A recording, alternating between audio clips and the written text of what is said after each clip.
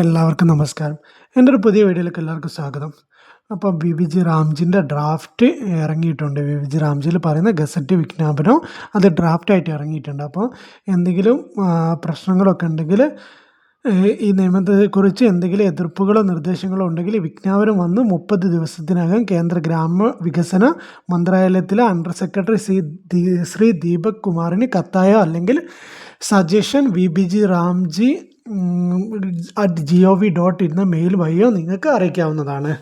അപ്പോൾ നിങ്ങൾക്ക് എന്തെങ്കിലും ഈ നിയമത്തെക്കുറിച്ച്, അതായത് ഇതിന് എന്തെങ്കിലും സജഷനും കാര്യങ്ങളൊക്കെ ഉണ്ടെങ്കിൽ ഇതിൽ അറിയിച്ച് അതിൽ മാറ്റം വരുത്താവുന്നതാണ്. അപ്പോൾ ഡ്രാഫ്റ്റാണ് ഇപ്പോൾ നിലവിൽ ഇറങ്ങിയിരിക്കുന്നത്. കഴിഞ്ഞ ദിവസമാണ് ഡ്രാഫ്റ്റ് ഇറങ്ങിയിരിക്കുന്നത്.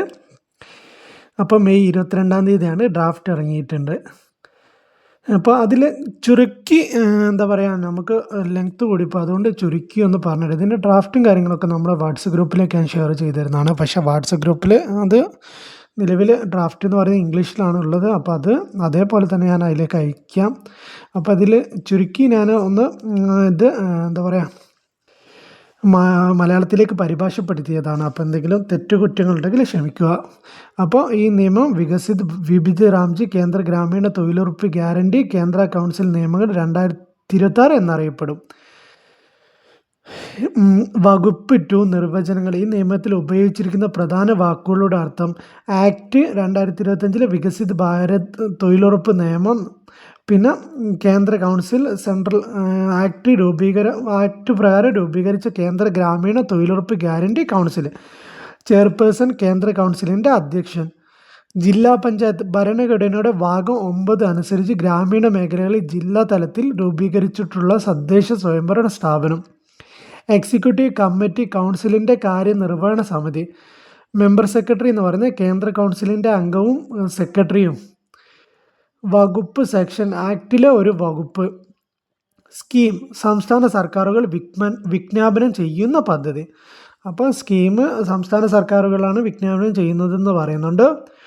ടെക്നിക്കൽ സെക്രട്ടേറിയറ്റ് കൗൺസിലിൻ്റെ സാങ്കേതിക വിഭാഗം. വകുപ്പ് 3 കേന്ദ്ര കൗൺസിലർ താഴെ പറയുന്ന അംഗങ്ങൾ ഉണ്ടായിരിക്കണം.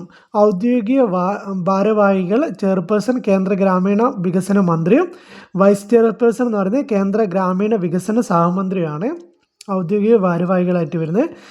കേന്ദ്ര മന്ത്രാലയ പ്രതിനിധികൾ എന്ന് പറയുന്നത് ഗ്രാമീണ വികസന വകുപ്പ് സെക്രട്ടറി, വനിതാ ശിശു വികസന മന്ത്രാലയം, കർഷക ക്ഷേമ മന്ത്രാലയം, പരിസ്ഥിതി വനം കാലാവസ്ഥാ വ്യതിയാന മന്ത്രാലയം, സ്റ്റാറ്റിസ്റ്റിക്സ് ആൻഡ് പ്രോഗ്രാം ഇംപ്ലിമെൻറ്റേഷൻ മന്ത്രാലയം, പഞ്ചായത്ത് രാജ് മന്ത്രാലയം, ഗോത്രവർഗ മന്ത്രാലയം, സാമൂഹിക നീതിയും ശാക്തീകരണവും മന്ത്രാലയം, നീതി ആയോഗ് പ്രതിനിധി, നിയമനീതി മന്ത്രാലയം, തൊഴിൽ ഔദ്യോഗിക മന്ത്രാലയം, ജലശക്തി മന്ത്രാലയം. അപ്പോൾ ഇതൊക്കെയാണ് കമ്മിറ്റിയിൽ ഉണ്ടായിരിക്കേണ്ട പ്രതിനിധികൾ കേട്ടോ. കേന്ദ്ര മന്ത്രാലയത്തിൻ്റെ പ്രതിനിധികളായിട്ട് ഇവരൊക്കെ ഉണ്ടായിരിക്കണം എന്നാണ് പറയുന്നത്. സംസ്ഥാനത്തിൻ്റെ പൊതുപ്രതിനിധികൾ. സംസ്ഥാന സർക്കാരുകളുടെ ഗ്രാമീണ വികസന വകുപ്പിലെ 6 പ്രതിനിധികൾ സെക്രട്ടറി റാങ്കിലുള്ളവർ. പഞ്ചായത്ത് രാജ്, തൊഴിലാളി സംഘടനകൾ, പിന്നോക്ക വിഭാഗങ്ങൾ എന്നിവയിൽ നിന്ന് കേന്ദ്രം നിർദ്ദേശിക്കുന്ന 15 അംഗങ്ങൾ.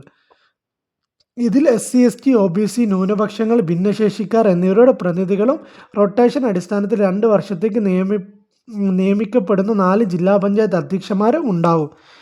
താഴെ പറയുന്ന മേഖലകളിൽ 8 വിദഗ്ധർ: ജലസുരക്ഷ, വാട്ടർ സെക്യൂരിറ്റി, ഗ്രാമീണ അടിസ്ഥാന സൗകര്യങ്ങൾ, ഉപജീവന മാർഗം, ദുരന്ത നിവാരണ ലഘൂകരണം, സോഷ്യൽ ഓഡിറ്റ്, കൂലി അധിഷ്ഠിത തൊഴിൽ, വിവര സാങ്കേതിക വിദ്യ, നിയമം. മെമ്പർ സെക്രട്ടറി എന്ന് പറയുന്നത് ഗ്രാമീണ വികസന മന്ത്രാലയത്തിലെ ജോയിൻറ്റ് സെക്രട്ടറി റാങ്കിൽ കുറയാത്ത ഈ പദ്ധതിയുടെ ചുമതലയുള്ള ഉദ്യോഗസ്ഥൻ. വനിതാ സംവരണം. സമിതിയിലെ ഔദ്യോഗിക പദവികളില്ലാത്ത ആകെ അംഗങ്ങളിൽ കുറഞ്ഞത് 1/3 സ്ത്രീകളായിരിക്കണം. അംഗങ്ങളുടെ കാലാവധിയും നിബന്ധനകളും. ഈ കേന്ദ്ര മന്ത്രാലയ പ്രതിനിധികൾ അവരുടെ ഔദ്യോഗിക പദവിയിൽ തുടരുന്നിടത്തോളം കൗൺസിലും തുടരാം. സംസ്ഥാന സർക്കാർ പ്രതിനിധികളുടെ കാലാവധി 2 വർഷമാണ്. മറ്റു പൊതു പ്രതിനിധികളുടെ കാലാവധിയും ഗസറ്റ് വിജ്ഞാപന തീയതി മുതൽ 2 വർഷം ആയിരിക്കും.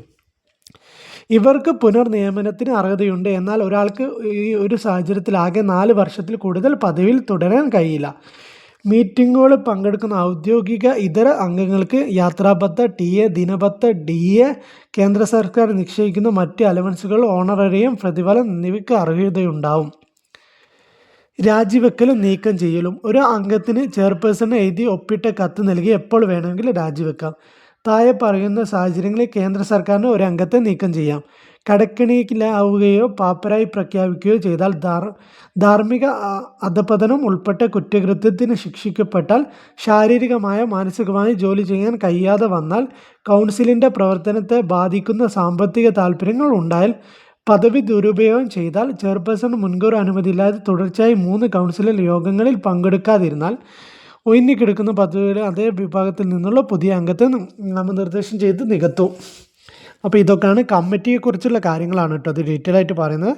വകുപ്പ് 6 യോഗങ്ങളും കുറവും. കൗൺസിൽ വർഷത്തിൽ കുറഞ്ഞത് 2 തവണയെങ്കിലും യോഗം ചേരണം. 2 യോഗങ്ങൾ തമ്മിൽ 6 മാസത്തിൽ കൂടുതൽ ഇടവേള പാടില്ല. ചെയർപേഴ്സൺ യോഗങ്ങൾ അധ്യക്ഷത വഹിക്കാം. അവരുടെ അസാന്നിധ്യത്തിൽ വൈസ് ചെയർപേഴ്സൺ അധ്യക്ഷനാകും. യോഗം സാധുവാകാൻ ആകെ അംഗങ്ങളിൽ 1/3 എണ്ണം പങ്കെടുക്കണം. വകുപ്പ് 7 യോഗങ്ങളുടെ നടപടിക്രമങ്ങൾ. മീറ്റിങ്ങിന് കുറഞ്ഞത് 14 ദിവസങ്ങൾക്ക് മുമ്പ് മെമ്പർ സെക്രട്ടറി തീയതിയും സമയവും സ്ഥലവും കാണിച്ച് നോട്ടീസ് നൽകണം. കോറം തികഞ്ഞില്ലേ മീറ്റിംഗ് മറ്റൊരു ദിവസത്തേക്ക് മാറ്റാം. തീരുമാനങ്ങൾ ഭൂരിപക്ഷ വോട്ടിൻ്റെ അടിസ്ഥാനത്തിലായിരിക്കും. പ്രോക്സി വോട്ട് മറ്റൊരാൾക്ക് പകരം വോട്ട് ചെയ്യൽ അനുവദിക്കുകയില്ല. വോട്ടുകൾ തുല്യമായി വന്നാൽ ചെയർപേഴ്സണ് തീരുമാന വോട്ട് കാസ്റ്റിംഗ് വോട്ട് രേഖപ്പെടുത്താം. കേന്ദ്ര കൗൺസിലിൻ്റെ ചുമതല. കേന്ദ്ര വിലയിരുത്തൽ നിരീക്ഷണ സംവിധാനം ഉണ്ടാകുക, നിയമം നടപ്പിലാക്കുന്നത് കേന്ദ്ര സർക്കാരിന് ഉപദേശം നൽകുക, പരാതി പരിഹാര സംവിധാനങ്ങൾ വിലയിരുത്തുക, പദ്ധതികളെക്കുറിച്ചുള്ള വിവരങ്ങൾ പരമാവധി ജനങ്ങളിലേക്ക് എത്തിക്കുക, പാർലമെൻറ്റിൽ സമർപ്പിക്കാനുള്ള വാർഷിക റിപ്പോർട്ടുകൾ തയ്യാറാക്കുക, അക്കൗണ്ടുകളും മറ്റു രേഖകളും സൂക്ഷിക്കുന്നതിനുള്ള രീതികളിൽ നിശ്ചയിക്കുക. വകുപ്പ് 9, 10 എക്സിക്യൂട്ടീവ് കമ്മിറ്റി. കൗൺസിലിനെ സഹായിക്കാൻ ഒരു എക്സിക്യൂട്ടീവ് കമ്മിറ്റി രൂപീകരിക്കും. പ്രസിഡന്റ് ഗ്രാമീണ വികസന മന്ത്രാലയ സെക്രട്ടറി ആയിരിക്കും. അംഗങ്ങൾ ധനകാര്യ ഉപദേശകർ, പഞ്ചായത്ത് രാജ് മന്ത്രാലയ പ്രതിനിധി, 2 സംസ്ഥാന സെക്രട്ടറിമാർ, കൗൺസിലിൽ നിന്നുള്ള 4 ഔദ്യോഗിക ഇതര അംഗങ്ങൾ. ചുമതലകൾ കൗൺസിലിൻ്റെ തീരുമാനങ്ങൾ നടപ്പിലാക്കുക, സാമ്പത്തിക ഭരണ കാര്യങ്ങൾ നിയന്ത്രിക്കുക, ചിലവുകൾക്ക് അനുമതി നൽകുക, സാങ്കേതിക സഹായത്തിനായി വിദഗ്ധ സമിതികളെ നിയോഗിക്കുക.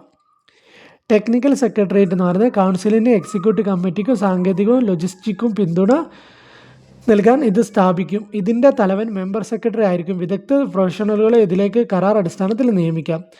വകുപ്പ് 12 കൗൺസിൽ ഫണ്ട്. കേന്ദ്ര കൗൺസിലിൻ്റെ എല്ലാ പ്രവർത്തനങ്ങളും യോഗങ്ങൾക്കുമുള്ള ചിലവുകൾ 2025 ആക്ടിലെ ഭരണപരമായ ചിലവുകൾക്കായി മാറ്റിവെച്ചിട്ടുള്ള തുകയിൽ നിന്നാണ് കണ്ടെത്തേണ്ടത്.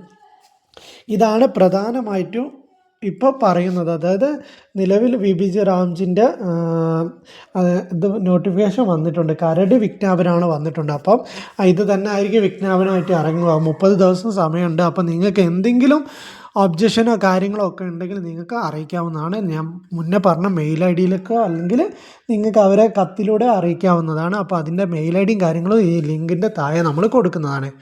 അപ്പോൾ ഈ വീഡിയോ നിങ്ങൾക്ക് മനസ്സിലായിട്ടുണ്ടാവുമെന്ന് വിചാരിക്കുന്നു. അപ്പോൾ ഇതിൽ പറയുന്ന കാര്യങ്ങൾ ഞാൻ വായിച്ച് തന്നുള്ളൂ. അപ്പോൾ എത്രത്തോളം മനസ്സിലായി എന്നുള്ള കാര്യത്തിലൊക്കെ സംശയമുണ്ട്. അപ്പോൾ നിങ്ങളെല്ലാവർക്കും മാക്സിമം എൻ്റെ കഴിവിൻ്റെ പരമാവധി ഞാൻ നല്ലോണം പറഞ്ഞിട്ടുണ്ടെന്ന് തോന്നുന്നു. അപ്പോൾ നിങ്ങൾക്ക് എന്തെങ്കിലും സംശയങ്ങളുണ്ടെങ്കിലൊക്കെ ചോദിക്കാം. അപ്പം ഇപ്പം നിലവിലെ പ്രവൃത്തികളൊക്കെ ഏറ്റെടുക്കാൻ ബുദ്ധിമുട്ട് നേരിടുന്ന ഒരു സാഹചര്യമാണ് നിലവിലുള്ളത്. ഫ്ലഡ് പ്രൊട്ടക്ഷൻ വർക്കിനാണ് കൂടുതലായിട്ട് അനുമതി ലഭിച്ചുകൊണ്ടിരിക്കുന്നത്. സംസ്ഥാനത്ത് നിന്നൊക്കെ അനുമതി കിട്ടുന്നത് ഫ്ലഡ് പ്രൊട്ടക്ഷൻ വർക്കിനാണ്. അതായത് നിലവിൽ വാട്ടർ കൺസർവേഷൻ വർക്കിനൊന്നും അനുമതി കിട്ടുന്നില്ല.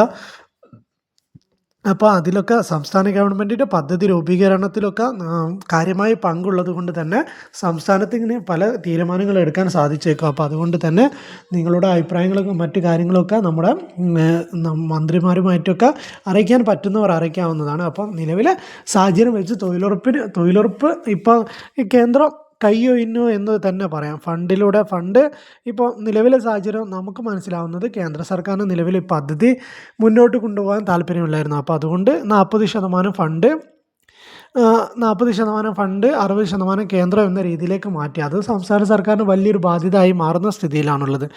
അപ്പം അങ്ങനെ ആകുമ്പോൾ നിലവിൽ തൊഴിലുറപ്പ് പ്രവർത്തനങ്ങളൊക്കെ അത് ബാധിക്കും എന്നാണ് മനസ്സിലാക്കുന്നത്. അപ്പം നിലവിലെ നമുക്ക് വോട്ട് ബാങ്കിനൊക്കെ വലിയ രീതിയിൽ ബാധിക്കും തൊഴിലുറപ്പ് നിന്ന് പോയാൽ എന്നുള്ളൊരു പ്രതീക്ഷയായിരുന്നു ഉള്ളത്.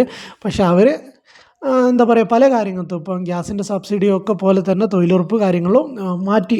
തൊഴിലുറപ്പ് പദ്ധതി നിഷ്കരണം എന്താ പറയുക ഇല്ലാതാക്കുന്ന രീതിയാണ് തുടർന്ന് പോകുന്നത്. അപ്പോൾ നിങ്ങൾക്ക് മറ്റു കാര്യങ്ങളൊക്കെ അറിയിക്കാം. ഇത് സംസ്ഥാനത്തിന് വലിയൊരു ബാധ്യത എന്ന രീതിയിൽ പോകുന്നതിനാൽ ഇത് എത്രത്തോളം നന്നാവും, എത്രത്തോളം നടപ്പിലാക്കാൻ സാധിക്കും എന്നുള്ള കാര്യത്തിലൊക്കെ സംശയങ്ങളുണ്ട്. അപ്പോൾ നിലവിലുള്ള സർക്കാർ, കേരള സർക്കാർ ഫണ്ട് വകയിരുത്തും എന്നുള്ള കാര്യങ്ങളൊക്കെ അറിയിച്ചിട്ടുണ്ട്. എന്നിരുന്നാൽ പോലും പദ്ധതിയുടെ വലിയൊരു പങ്ക്, എന്താ പറയുക, 2000 കോടി നിലവിൽ എക്സ്ട്രാ കൂടുതലായിട്ട് കണ്ടെത്തേണ്ട സാഹചര്യമുണ്ട്. അപ്പം നിലവിലെ സാഹചര്യത്തിൽ തന്നെ ഇപ്പം തന്നെ കുറേ കോടികളൊക്കെ കടമെടുത്തിട്ടാണ് നിലവിലെ ഗവൺമെൻറ് പ്രവർത്തിക്കുന്നത്. അപ്പം പുതിയ ഗവൺമെൻറ് കയറിയപ്പോൾ തന്നെ കടമെടുത്തെന്നൊക്കെ ന്യൂസിൽ കണ്ടു. അപ്പം നിലവിലെ സാഹചര്യം വെച്ച് നോക്കുമ്പോൾ 2000 കോടിയൊക്കെ അധികം കണ്ടെത്തേണ്ടി വരുന്ന സാഹചര്യം ഉണ്ടായാൽ നിങ്ങൾക്ക് തന്നെ ഊഹിക്കാൻ പറ്റും തൊഴിലുറപ്പ് എങ്ങനെ മുന്നോട്ട് പോകും എന്നുള്ളത്. അപ്പോൾ നിലവിലെ സാഹചര്യം ഇതാണ്. നിങ്ങൾക്ക് കൂലിയും വർദ്ധിപ്പിക്കും, അതേമാതിരി തൊഴിലും വർദ്ധിപ്പിക്കും എന്നുള്ള കാര്യമാണ് കേന്ദ്രം മുന്നോട്ട് വെക്കുന്ന ആദ്യത്തെ ആശയം. അതെന്തിനാണെന്ന് വെച്ചാൽ നമ്മളെ കണ്ണ് പൊടിയിടുക എന്നുള്ള ഉദ്ദേശത്തോടു കൂടി മാത്രമാണ്. അതായത് 125 തൊഴിൽ ദിനങ്ങളാവുന്നതോടുകൂടി തൊഴിലാളികൾക്ക് കൂടുതലായിട്ടും പണി ലഭിക്കും എന്നുള്ള കാര്യമായിരിക്കും തൊഴിലാളികൾക്ക് തോന്നുക. അതേപോലെ കൂലി വർദ്ധിപ്പിക്കുന്നതിലൂടെ തൊഴിലാളികളുടെ കൂടെയാണ് സർക്കാർ എന്ന രൂപത്തിൽ ആക്കി തീർത്ത് നിലവിലെ സാഹചര്യത്തിൽ, അതായത് സംസ്ഥാന ഗവൺമെൻറ്റിൻ്റെ തലയിൽ ഇട്ടുകൊണ്ട് തൊഴിലുറപ്പ് ഇല്ലാതായാൽ അതിന് കാരണക്കാർ സംസ്ഥാന ഗവൺമെൻറ് എന്ന രീതിയിൽ വരുത്തി തീർക്കാനാണുള്ള ഇതാണെന്നാണ് നമുക്ക് മനസ്സിലാവുന്നത്. അപ്പോൾ നിങ്ങൾക്ക് മനസ്സിലായ കാര്യങ്ങൾ നമ്മളെ കമൻറ്റിലൂടെ അറിയിക്കാവുന്നതാണ്. അപ്പോൾ ഈ വീഡിയോ ഇവിടെ നിർത്തുന്നു. Okay, thank you.